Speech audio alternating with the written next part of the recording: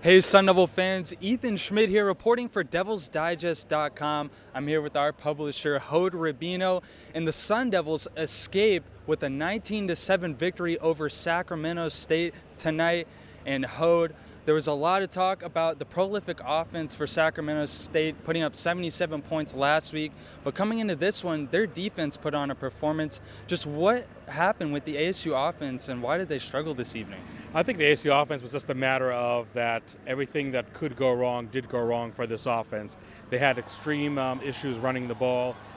Benjamin only had 69 yards rushing, 91 rushing totals for the Arizona State offense. And we all knew coming into the season that's going to be Arizona State's bread and butter. And when they could not get that rushing game going, I think that put more onus on a true freshman quarterback, on an offensive line that is not only dealing with youth but also dealing with injuries. Both Jared Bell, the starting right guard, Steve Miller, the starting right tackle, were out of the game. Miller was in and out of the game, but that definitely caused issues to the chemistry of the front five, which is so vital for success for any offense. And there were a lot of drop passes. In the end zone behind us, there was a touchdown that was ruled a fumble, and it's really kind of frustrating, not to get off on a tangent, that there wasn't the exact sideline TV angle that would actually show that the ball did break the plane before there was a fumble. And I think that Arizona State just really got raw end of the deal, if you will, on that one. Yeah, it was a really close call. But you talked about the incompletions, and Jaden Daniels only had 10 incompletions despite all the drops. What do you think about his performance? Yeah, I mean, you look at his performance, 17 out of 27 for 304 yards and 1 touchdown. So I would say more or less on par with the performance he had last week. But I just think, again, we saw Jaden Daniels was really operating under duress for the most part. I don't think the offensive line gave up that many sacks tonight, but nonetheless, I don't think Jaden Daniels really had a clean pocket on most of his snaps. And you're right, I mean, maybe there's not like a humongous number of drops that took place, but for an offense that needed to get just every little break it could, the breaks were simply not there. For the Arizona State offense, there were some nice games where both Brandon Ayuk and Benjamin, both of them had 4 receptions for over 90 yards each. Yeah, that definitely helped pad Jaden's stats. Yeah, absolutely. Yeah, and also the touchdown by Darby was negated by a blindside tackle penalty by Brandon Ayuk. So that's just another break that Arizona State did not get tonight. But look, I mean, sometimes you really have to make your own breaks. And this offense was just absolutely having issues with it all night long.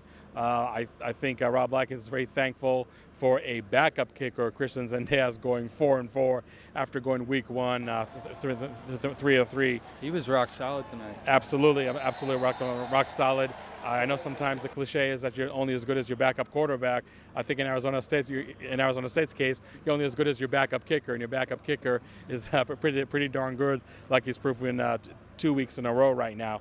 But Rob Likens, I think, put it best after the game. This is an offense that's really looking for its identity, and they thought there could be a heavy run scheme to have the run set up the pass time and time again. And tonight was maybe I'm not going to say stark reminder, but maybe a sign that you might really have to change your ways, and maybe you're going to be a more, I'm not going to say pass-heavy offense, because that's probably being a little too hyperbolic, but really just trying to do different things in the pass game. And not that Arizona State didn't try to do that. They ran empty back sets more than we saw in week 1 for sure.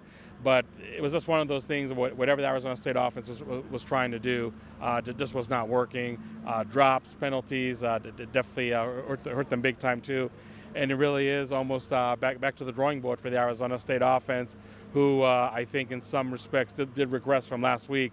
And last week, quite frankly, wasn't a great performance to begin with.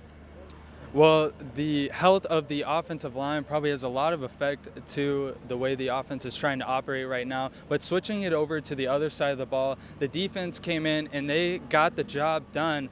But I'm sure Danny Gonzalez isn't too happy about that late touchdown.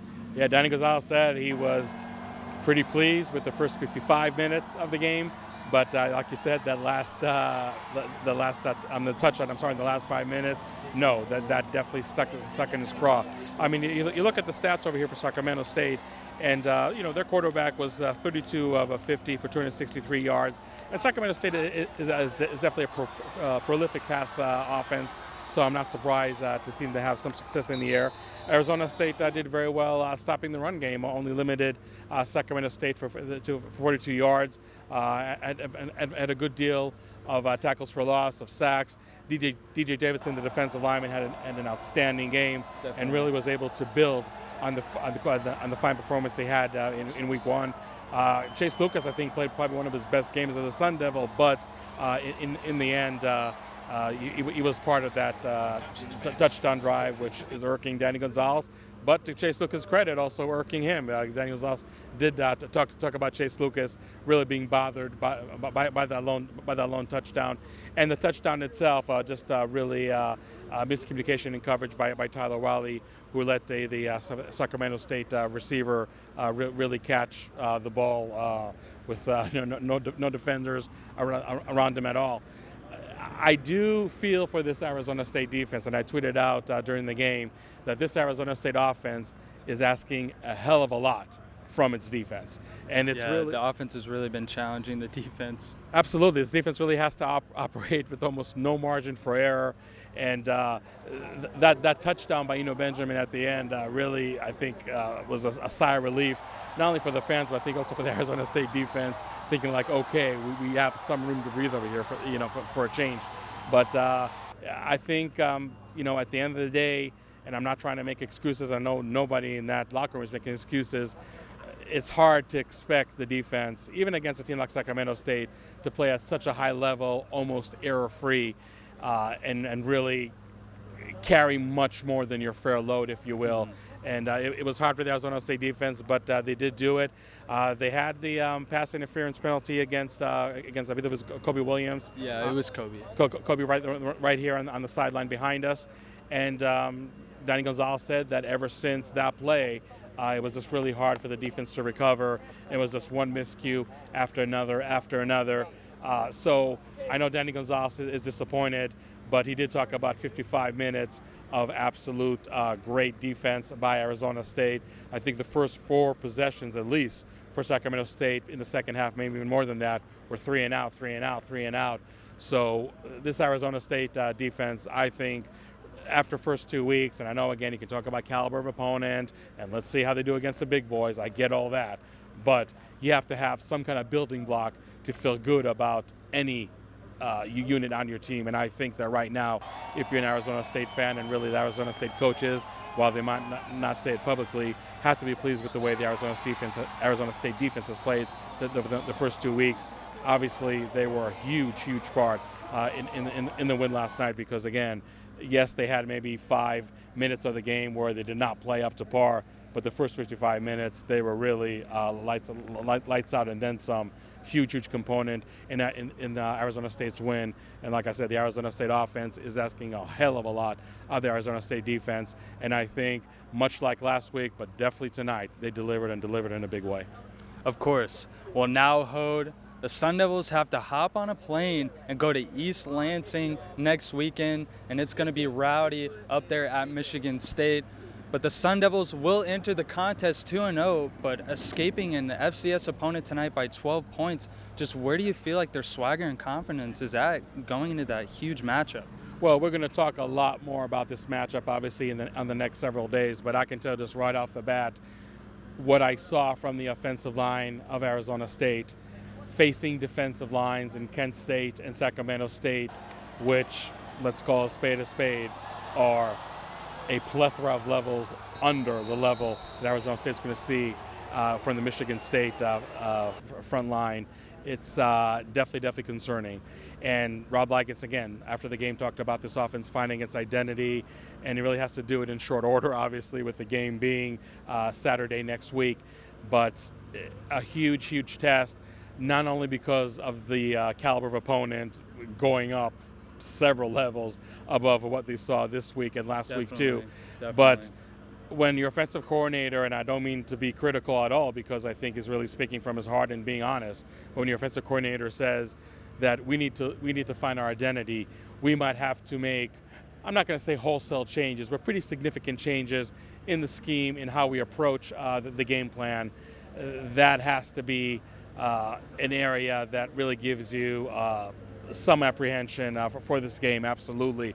So Arizona State's 2-0 record is definitely not accompanied by any swagger whatsoever. These wins, especially tonight, we're way too close for comfort. The Michigan State offense, and we'll see how they do in week 2. But in week 1, they didn't really impress all that much. So if I'm the Arizona State defense and I've seen how I played after 2 weeks, again, you can talk about caliber of opponent, but at the end of the day, if you're a really good defense, you have to show it against every team on your schedule.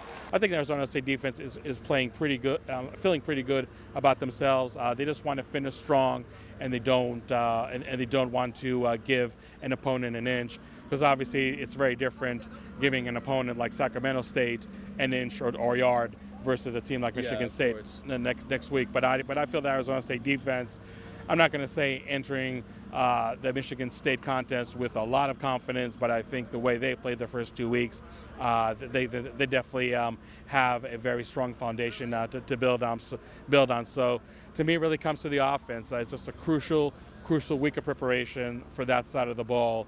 Like I said, I mean, are they going to reinvent the wheel in some aspects? Are they really just try to go back to their bread and butter and really prove to themselves that they can be that offense they thought they're going to be going into week 1? Those are huge questions that we'll see what happens Saturday in East Lansing. But there's no doubt this offense has a lot to work on. Offensive line, young, a lot of still moving parts over here. True freshman quarterback, true freshman center. This is a lot of figuring out for this Arizona State offense. We'll see what they can do at next week at Michigan State. I mean, there's no way to overstate how much of a challenge that's going to be on the road. And it's, I think, one of those, I'm not going to say high risk, high reward games. Maybe that's not the right term to use. But if they can win at Michigan State, then you can talk about swagger. Then you can talk about confidence. Then you can talk about a coaching staff that was able to figure everything out in a resounding way. But I think right now we're quite a ways from that. But we'll see what the week of preparations bring. And obviously Saturday in East Lansing, definitely interesting contest for Arizona State to prove that their performances first 2 weeks maybe was somewhat an aberration and they're on the right track. But it's definitely going to be quite a challenge for Arizona State. And again, especially on offense, they're definitely not overconfident or walking with any kind of swagger into a tough matchup on the road. Well, it doesn't get any easier from here on out for the Sun Devils. 2-0, but the season is only going to get tougher as it goes along. I'm Ethan Schmidt reporting for Devil's Digest. He's our publisher, Hod Rubino. You can keep up with all of our content at DevilsDigest.com. Thanks for watching.